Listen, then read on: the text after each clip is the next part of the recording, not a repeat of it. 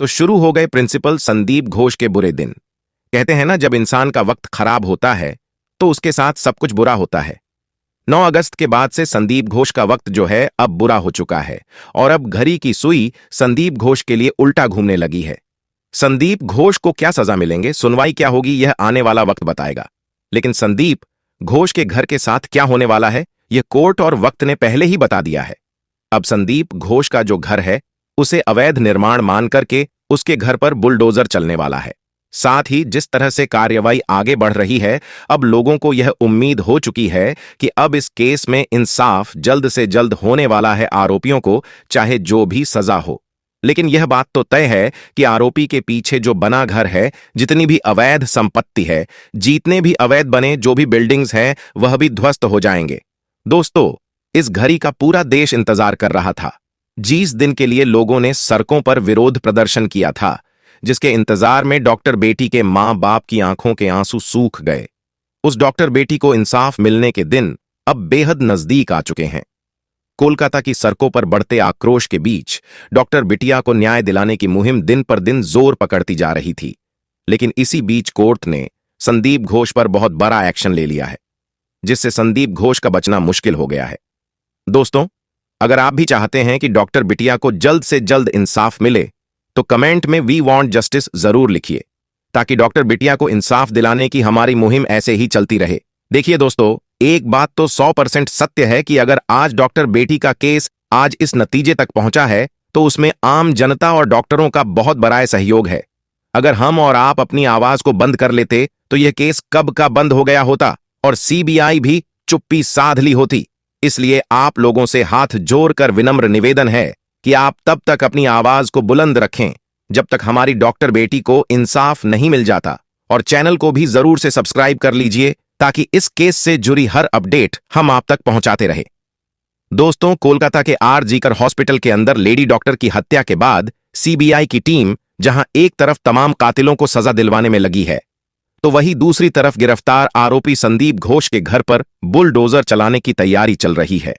जी हां दोस्तों, संदीप घोष के घर पर बुलडोजर एक्शन हो सकता है। आज के इस वीडियो के माध्यम से हम खुलासा करेंगे कि किन किन कातिलों के घर पर बुलडोजर चलेगा और क्या क्या जानकारियां निकलकर सामने आई हैं। एक एक करके तमाम बातों का खुलासा करेंगे, इसलिए वीडियो को अंत तक जरूर देखिएगा। दोस्तों, लेडी डॉक्टर हत्याकांड के मामले में सीबीआई की टीम ने अब तक कई लोगों से पूछताछ की और कई सारे लोगों को गिरफ्तार भी की है। कुछ लोग ऐसे भी हैं जिनके ऊपर सीबीआई की टीम को शक है, लेकिन वह अब तक फरार है। वह कोई और नहीं बल्कि संजीव मुखर्जी है। इसके बारे में चर्चा आगे करेंगे। इससे पहले चर्चा कर लेते हैं किस तरह से आरोपी संदीप घोष का बुरा दिन शुरू हो गया है। कोलकाता के आर.जी.कर अस्पताल में जूनियर डॉक्टर के साथ दुष्कर्म के मामले में संदीप घोष की मुश्किलें बढ़ती जा रही हैं। इंडियन मेडिकल एसोसिएशन ने बुधवार को उनकी सदस्यता रद्द कर दी थी। ऐसे में संदीप घोष की सदस्यता क्यों रद्द की गई, आइए इस पर चर्चा करते हैं। अध्यक्ष डॉक्टर आर.व. अशोकनगर को विस्तार से बताते हुए कहा कि अनुशासनात्मक पैनल ने पीड़िता के माता पिता की शिकायतों का संज्ञान लिया है, जिसके चलते संदीप घोष की सदस्यता निलंबित कर दी गई।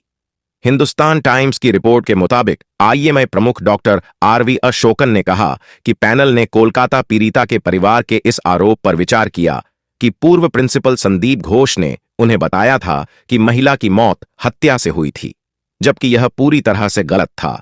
संदीप घोष ने इस मामले को झूठ बोलकर इस केस को दबाने की कोशिश की थी और भी ऐसे कई आरोपों की वजह से संदीप घोष की सदस्यता निलंबित कर दी गई, जबकि यह और पहले हो जाना चाहिए था। तो अब बात करते हैं कि संदीप घोष के घर पर बुलडोजर एक्शन क्यों होने जा रहा है।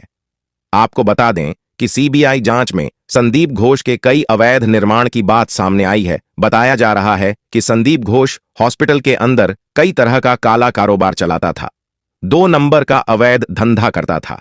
इसके बारे में अब बहुत बड़ा खुलासा हुआ है। यह केवल अस्पताल के अंदर ही नहीं बल्कि बाहर में भी अवैध धंधा करता था। इन सब के अलावा इसने सरकारी जमीन में ही अपना घर बना लिया था। इसे इस बात का घमंड शुरू से ही रहा है कि इसके पास बहुत पैसा है, और इसे इस बात का भी घमंड था कि यह आर.जी.कर मेडिकल कॉलेज का प्रिंसिपल है और इसका लिंक बड़े बड़े नेताओं से था। दोस्तों, संदीप घोष के घर पर हाल ही में कोर्ट ने धारा 544 के तहत एक नोटिस भेजा है, जिस नोटिस में यह कहा गया है कि संदीप घोष का घर अवैध तरीके से बनाया गया है। अगर सूत्रों की माने तो कहा जा रहा है संदीप घोष के घर पर बुलडोजर भी चल सकता है और इसकी तैयारी भी हो चुकी है। अब दोस्तों चर्चा कर लेते हैं किस तरह से एक आरोपी जो कि इस मामले में अब तक फरार है, जिसे पहले ही गिरफ्तार कर लेना चाहिए था और इसी के चलते अभी तक इंसाफ नहीं हो पाया है। इस आरोपी का नाम है संजीव मुखर्जी।